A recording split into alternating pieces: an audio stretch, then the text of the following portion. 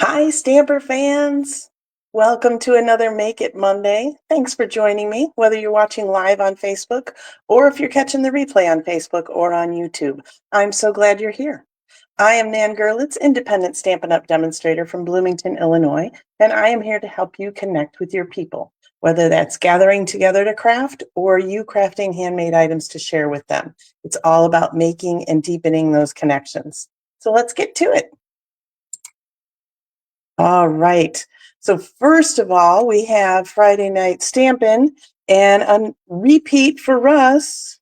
So two in a row, back to backers. Hello, Penny. So this is from our Wildflower Designs bundle, which I must admit is a fabulous bundle. I was not going to buy it. He's the one that wanted to buy it. He's so smart. So I should always listen to him, right? So, but yeah, love this card, and you all did too, but it was kind of close. I have got plenty of votes for my cute dino card as well. And I wanted to point something out here too, like I didn't like the plain woot woot. I didn't like the plain blue background, so I went ahead and used the like Dashing Designs, I think, the embossing folder. So added a little bit of that. And actually this pattern paper goes up to here, but I didn't like the proportions when I got done. So I actually cut a little sliver of the Misty Moonlight and popped that in there from either side. So, and I liked the proportions a lot better. This particular designer paper is the back of this designer paper. So it's all very coordinated, very fun, and got the colors, of course, from the designer paper as well. So lots of fun, good stuff. Thank you for all the love. But we're not doing either one of those. So in my effort to bring you even more inspiration every week, this week I am showing you how to work with a sketch. So if you've worked with sketches before, well, this will be just a fun little, foray into my brain. Buckle up. But if you haven't worked with a sketch, but you've seen them and you're like, I don't know where to start, or, whatever, I'm here to help you through that. So this particular sketch I'm working with tonight came right from our annual catalog. On page 22, on the bottom, we have this whole bunch of sketches that you can work with. Wow. Better than trying to work with words, apparently. I should have looked ahead of time, but I do know there are cards in the catalog that use, like this. So this middle one right here, it shows you that it used that sketch. So if you watch for those little icons throughout the catalog, you will see some more examples of some of these sketches that were used. So the one I am using tonight is this one on the bottom row. So basically a big circle, a little strip, a little bow. Hello, Linda. So glad you're joining us. So the card I am making tonight is a pretty literal interpretation of this sketch, but I have two more examples to show you at the end that stretch a little bit more. So I'll show you kind of what my thought process was. And so if you have never worked with a sketch before, it might be nice to just start with a very literal interpretation and just follow it right along. If you have worked with sketches, maybe my other samples will show you kind of how to go a little outside the box. I also wanted to point out that our last mini catalog on page 16 also had a whole bunch of sketches here. And these were, as you can see, a lot of tags and then cards as well, because of course we were in the holiday season, so they wanted to give people plenty of ideas for their holiday tags, but those can be incorporated into full cards as well. So, and our new mini catalog that started last week that I can now show you the inside of also has a series of sketches on page 12. So if you have the hard copy of the catalog, or if you want to go online and find the digital copy, that is on page 12. And again, they've got plenty of tags as well as full-size cards. You can interpret these into scrapbook pages. You can use these as jumping off points for decorating boxes and bags and home decor, all sorts of things. So once you kind of start working with sketches, I think a lot of ideas will start popping into your mind about, oh, I could use this on here and on there. And so don't be afraid to use them. They're a lot of fun. All right, so so this is the card that I'm going to be making for you tonight. And like I said, it's a pretty literal interpretation. We've got a big circle, we've got a little strip, we've got a bow right here. I added some layers, okay? So let's get started on that. I did do some pre-die cutting to save us some time, and that is with our Spotlight on Nature dies. And that is what I started basically tonight. As always, there is a supply list linked in the video description. So if you're wondering what everything I used on this card, it'll be there. But I started looking in my collection for what kind of big circles do I have if I want to interpret this sketch right away.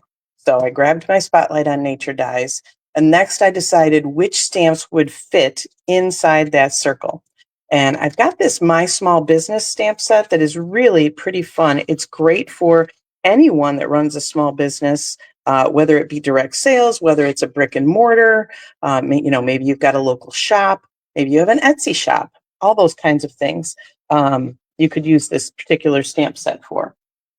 And I didn't bring it over with me, so hold on just a moment while I grab it.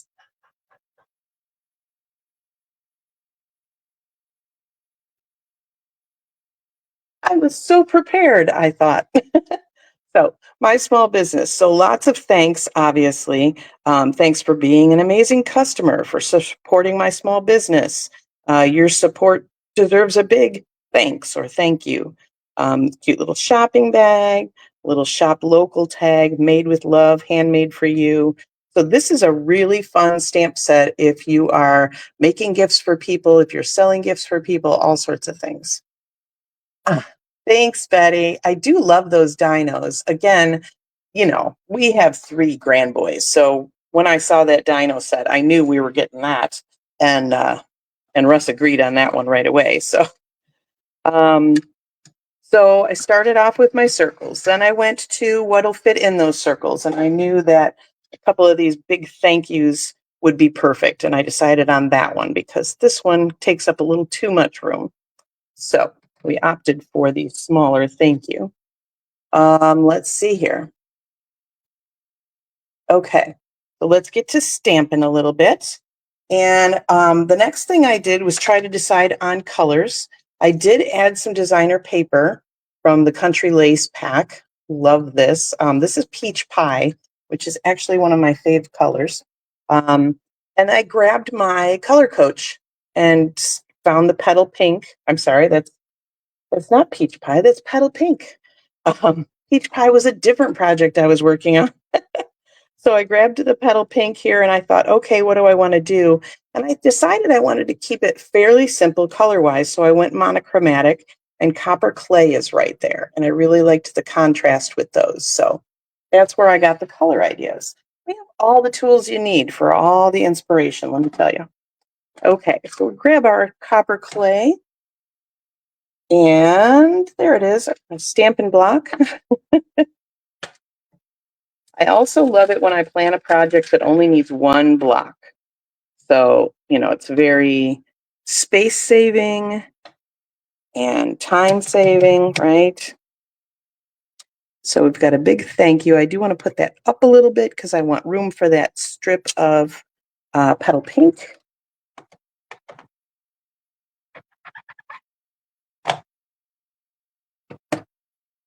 And then there's some cute little hearts in this set as well, which I thought were super, super pretty. So I'm going to do something a little different. On my original sample, I stamped those in Petal Pink. But I want to see if we stamped off, where's a piece of paper? There we go. If I stamped off that Copper Clay and then there we go. So we've got kind of deeper tone on the hearts there. These are more subtle, these are deeper, but still a different quote unquote color than the thank you, right? So that's another great way to stretch your supplies, is you can get 2 or 3 tones out of the same ink pad by just stamping it again without re-inking. Okay, and that's all the stamping we're doing tonight. Super, super simple, right? Get all that out of my way. Okay, so let's start a little bit of assembly. As I said, I started with some designer paper. There it is. You guys, I'm telling you. I think my mom was right. I'd forget my head if it wasn't screwed on. How many of you lose things right in front of your face when you're crafting? I bet I'm not the only one. Oh, you're welcome, Linda. That's what I'm here for, to share some tips, right? Okay.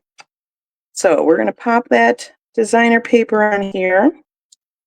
And of course, I have a piece of white for the inside, and look at that, a little strip of designer paper.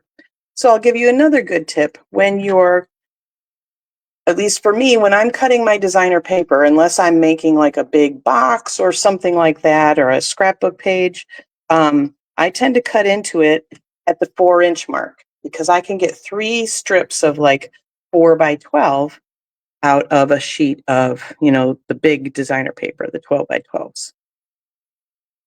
And 4 inches is exactly the right width for the first layer on a card, on a standard card. So that's just perfect, right? So if you cut a strip at 4 inches, and then you cut at 5 1/4 inches, because that's the height of this card, the layer. So you can get 2 of those out of a strip of paper, and then you also have 2 of these strips left over. You cut that last strip in half, and that'll be the inside of your card. So you can get 2 full, coverages of designer paper out of that 1 strip, which means you can get 6 full cards out of 1 piece of designer paper.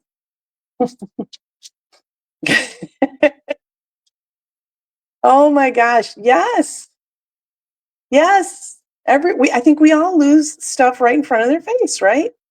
Put the box of brownies I was making with the kids in the fridge. I can't remember what I almost put in the fridge last week, but it was something that didn't belong in the fridge, so I feel you. All right.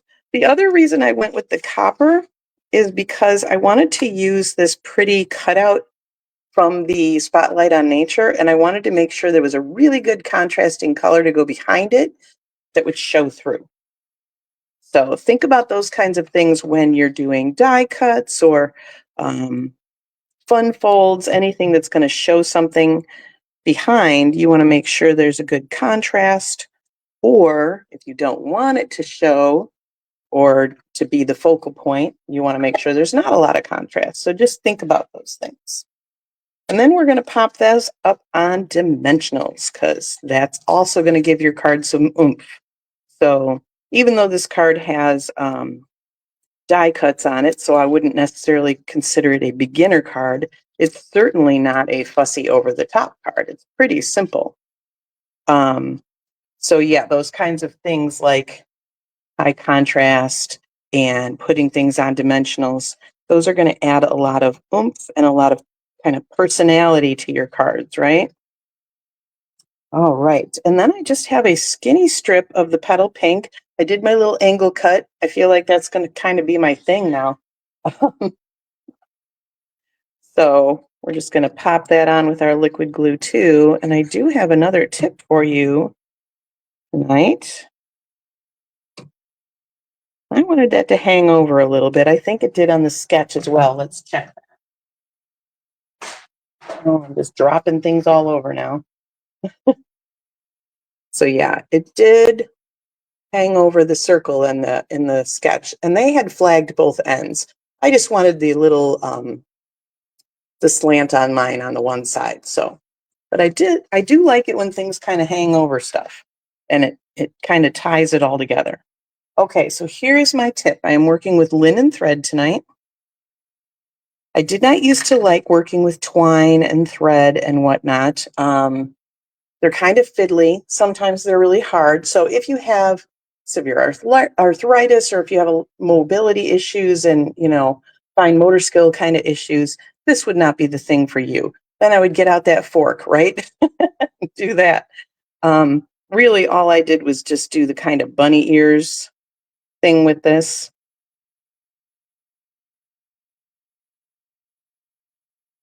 And then I filled with it until I got each of those loops the size I wanted. That looks pretty good. All right, get our skizzers. Now, usually when I do something like that, I will attach that.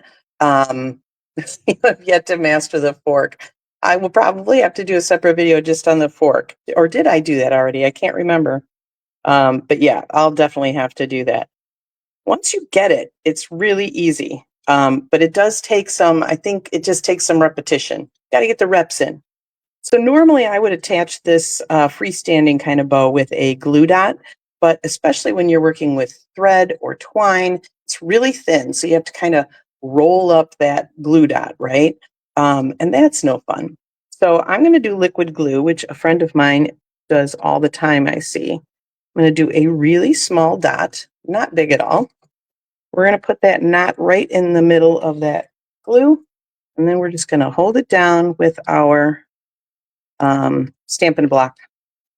Just for a few seconds, really, until it dries. And that is that.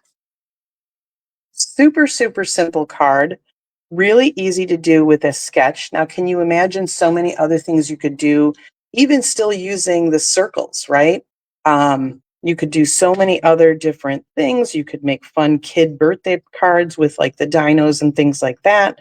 Maybe some plain circles, or even in the Spotlight on Nature. I like this because you've got 3 different kinds of border designs. So you've got just that plain, ridged kind of edge that I used. You've got the kind of fleur-de-lis almost. And then you have just we could call it Morse code. It's like a dot and dash.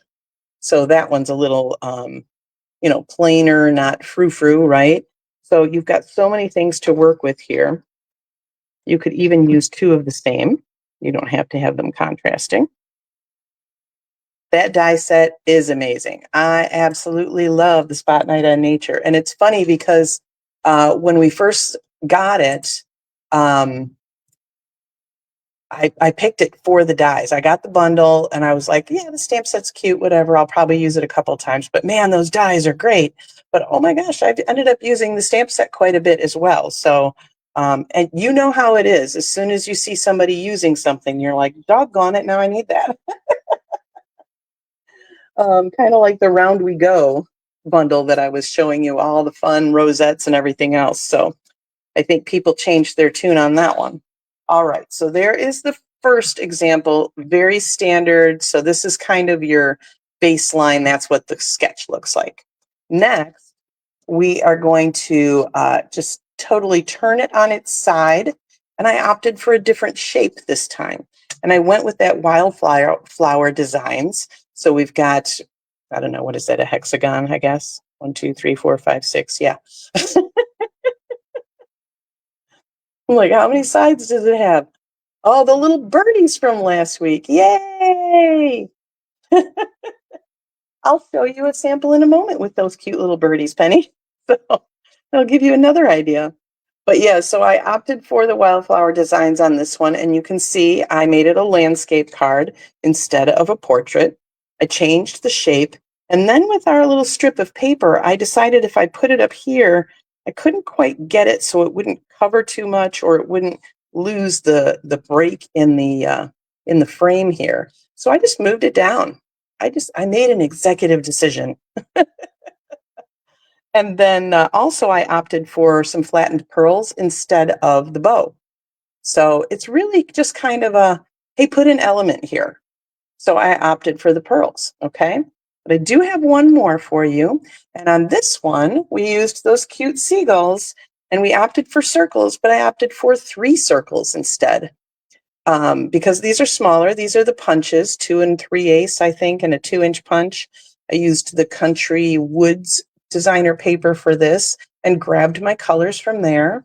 Also used the Timber embossing folder, and then I took my Memento pad and just lightly went over that to bring out that wood grain. Really easy way to do that. So if you have an embossing folder that you really want to highlight more of the texture, that's a good way to do that. And then I opted to bring that strip up to the top on this one. And again, with the little flattened pearls, because I felt like they kind of looked like inside of seashells or maybe a little like sand dollars, that kind of thing. Thanks, Penny. Yeah, just love that. So there's those cute little seagulls again, and those seagulls, to remind the rest of you who maybe have not gotten them like Penny did, those are available for free with the Celebration, which again, I can show you the inside now. So there's 3 different ways that you can take advantage of Celebration. Thanks, Linda. Which goes on through the end of February. So we've got a little bit of time here, but for either a $60 or $120 purchase, you can pick out an item for free. So like this fabulous stamp set that would be great for scrapbooking, especially. Free with a $60 purchase. We've got a card making kit that is free with a $60 purchase. We've got some fabulous fruit designer paper, which should be on its way to me any moment, free with a $60 purchase. Here are those adorable, friendly seagulls, free with a $60 purchase. And the nice thing is, this is the only way you can get these things is free. We've also got a fun embossing folder, the Starstruck, so it kind of looks like that little, that's a blown up version of the entire thing. That one's free with $60 purchase. Fun little birthday set or any celebration. Ooh, look at the pretty papers here. Our toadstool gardens. We've got some great seam binding ribbon in the Fresh Freesia. Super pretty and very easy to work with. And I love this Pick a Season stamp set that's also free with a $60 purchase. So you have your basic tree, you've got a nice trunk and everything. And then there's different things that you can stamp inside the little spaces to make it Valentine's-y, or there's Easter eggs even. How fun is that? Little roses kind of things, shamrocks. You've got a fence and some clouds, all sorts of fun you can have with that, kind of building a little tree. Couple more for $60 purchases. We've got the Dance With Me set. If you love to color and if you love a little tongue-in-cheek kind of fun, sassy stuff, that's for you. Also, these Bloom Impressions, gorgeous floral papers. And then we get into our $120 purchases. So this is a heart-shaped bundle. So it is a photopolymer stamp set and 6 dies. And that's free, both of them, with a $120 purchase. Look at those gorgeous projects. Love it. Also free with a $120 purchase is this Corner in Bloom set. That is so fabulous. And there's a corner stamp set that has mostly phrases in the mini catalog. So a lot of these things will coordinate with things in the mini catalog. The second way that you can take advantage of Celebration is by hosting or just spending a lot, basically. So if you either host a party online or in person that reaches $300, you get an extra $30 in Stampin' Rewards. But if you just have $300 wish lists that you can get, maybe you've got some mad money from Christmas, you can go ahead and put in a $300 order and still get the extra $30 in Stampin' Rewards. So freebies for you. And the last way that you can take advantage of Celebration, which is usually the best time to do it, is with extras to our starter kit. So I talk about our starter kit sometimes, not enough. I'll work on that. Because our starter kit is basically the best deal you have. 365 days a year, our starter kit is $99. You pick out $125 worth of product and it ships for free. So you're only going to pay tax on that. So you're already getting 20% off. And you don't ever have to sell anything. You don't ever have to hold parties or anything. Basically, if you keep meeting the minimums, you keep getting a great discount. And if you don't make the minimums, then you just stop being a part of the team and you go back to being a happy customer. No penalties at all. You keep everything you got. But during celebration, you can also get this free exclusive stamp set on top of the $125 you're getting. Plus, you get to pick 2 of the Stampin' Write marker assortments out. So it's basically an additional $91 you're getting free on top of everything else. So great, great time to join the Steampunk Stampers team and get a great discount, or maybe build a business if you're interested in that as well. Either way is fine with me. So I'll support you no matter what. All right. So that is the Stampin' I've got for you tonight. I want to talk to you about what's next on our agenda. So watch Facebook and Instagram this week. I will be sharing posts with a picture of the sketch and what I've done with it. And I'm going to invite you to work with this particular sketch that I used and come up with some of your own projects. And then I believe it's on Saturday, I'll be posting a post for you to share your projects with us so we can see what everybody made. All right.